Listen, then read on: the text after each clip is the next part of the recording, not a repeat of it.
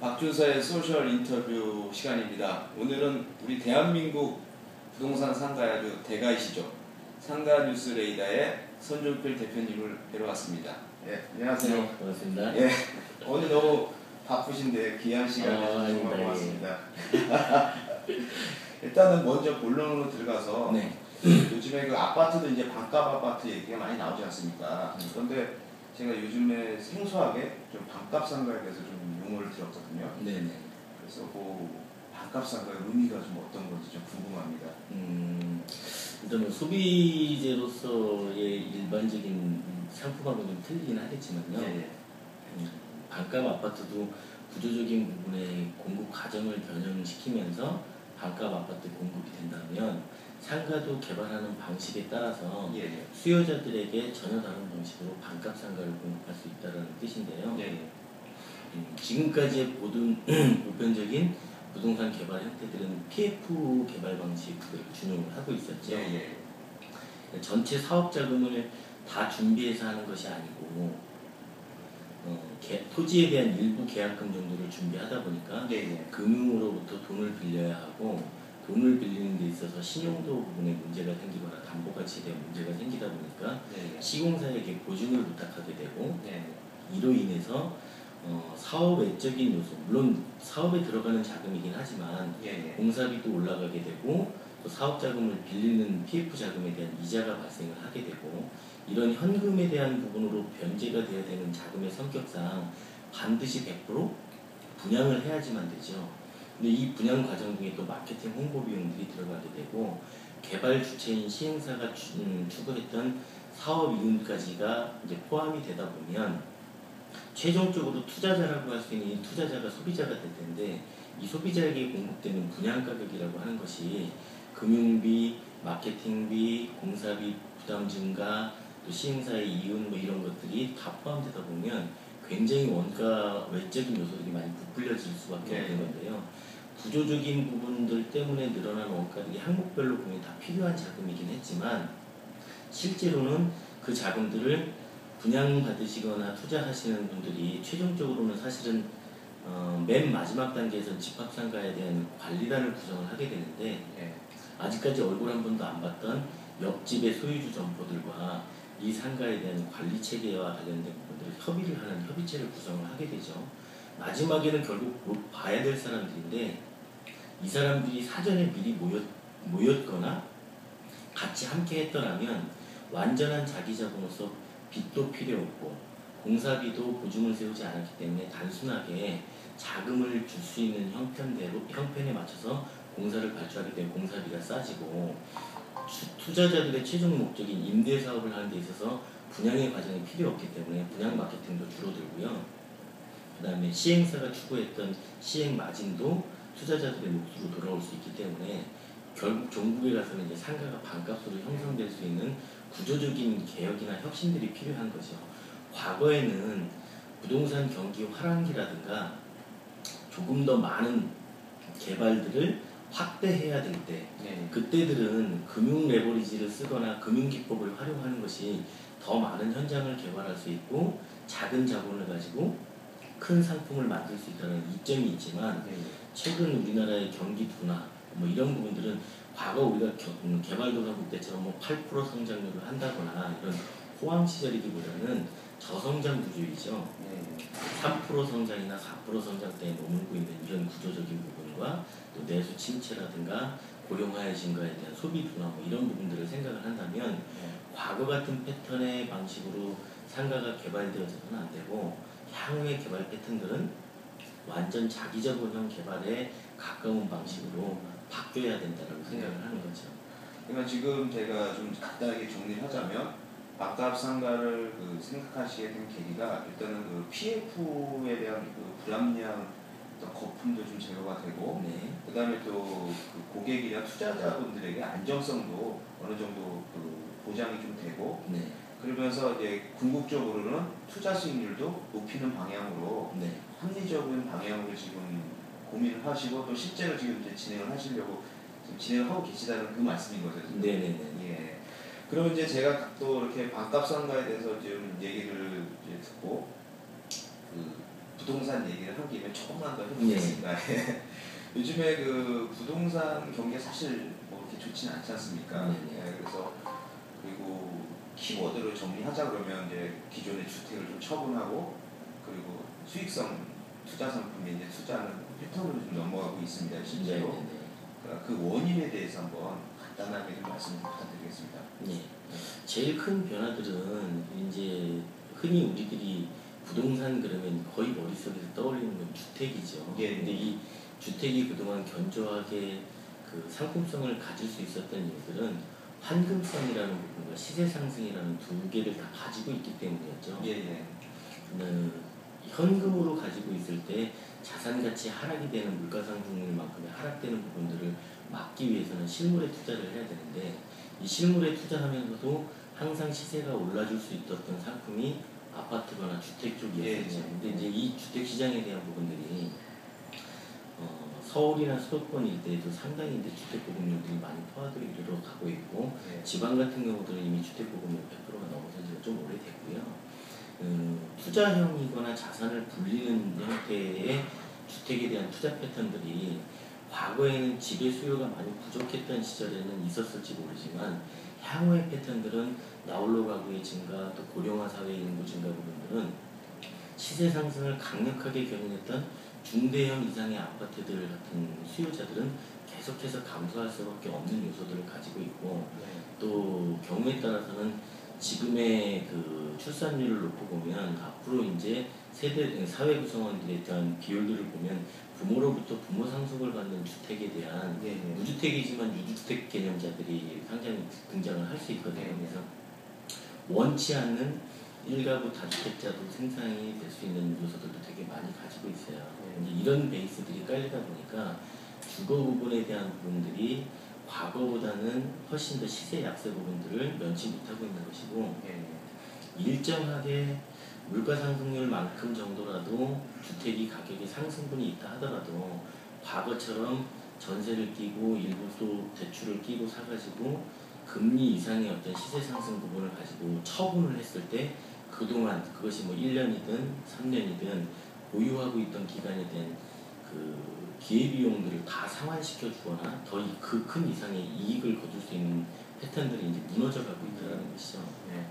최근 들어서 이제 전세가 상승이 문제가 됐던 것들도 일단은 주택 구입에 대한 매수 세력들이 주택 가격의 하락 추이에 대해서 조금 더 지켜보자는 쪽이거나 상승이 어려울 거라고 생각하는 부분 때문에 본인이 취득한 가격 이하로 주택 가격이 형성되는 것을 우려하는 부분들이 전세 수요를 증가시켜가지고 지금 전세 문제들이 대두가 됐던 건데 이런 패턴들 안에 이제 앞으로에 대한 투자 패턴들은 상가로 전이가 될 수밖에 없는 이유들은 몇 가지가 있어요. 이제 우리가 흔히 베이비 부모 세대라고 표현을 하고 있는 이 은퇴 세대들이 2011년부터 이제 완전 구체화되기 시작을 했는데 2011년, 2012년, 또 2013년까지만 하더라도 100만 명 정도의 베이비 부모 은퇴 세대가 발생을 합니다. 그래서 이 은퇴 베이비 부모 세대들이 과거 패턴들로 놓고 보면은 그 자녀 출가의 문제까지를 다 책임지고 나서 보니 중대형 평형 아파트 한 채 정도가 남겨져 있고 물론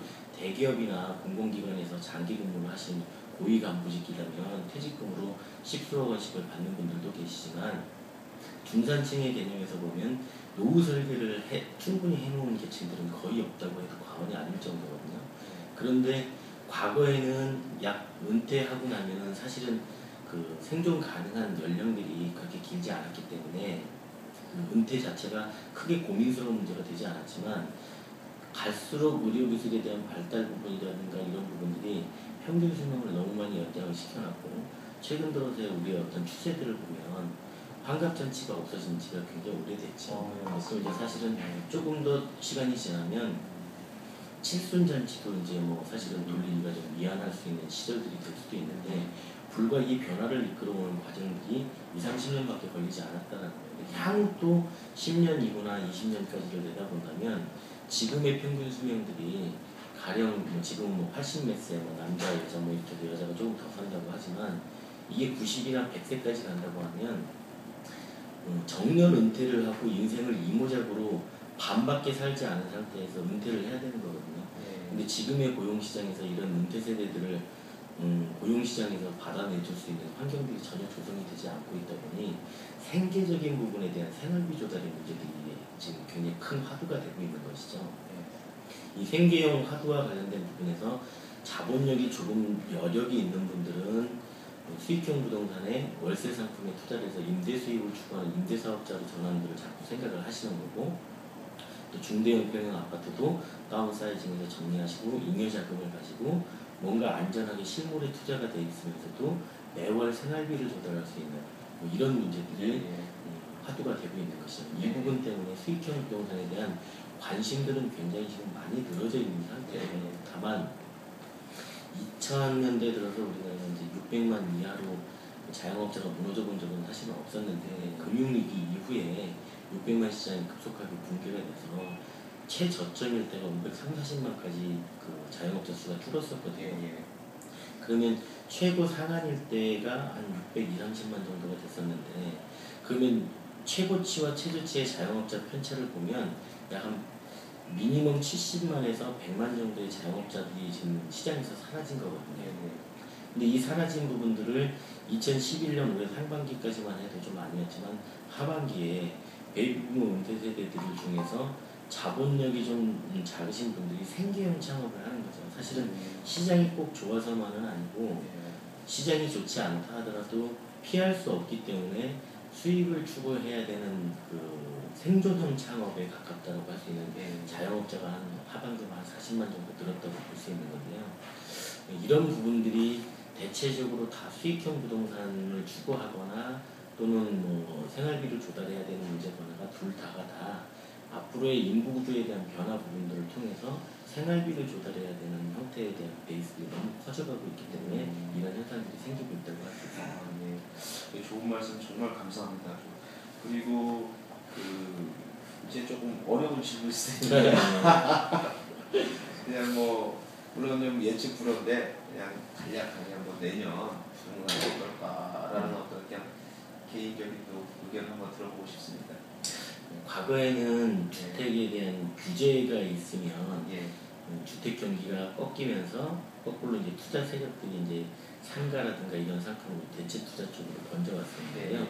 2011년도 상황들을 놓고 보면 주택에 대한 규제로 꺾였다라는 부분들은 거꾸로 시장이 팽창하고 있는 걸 억지로 눌렀기 때문에 풍선 효과가 나타나는 거지만 지금의 풍선 효과는 바람이 빠지고 있는 것이지 규제로 꺼진 시장이 아니죠.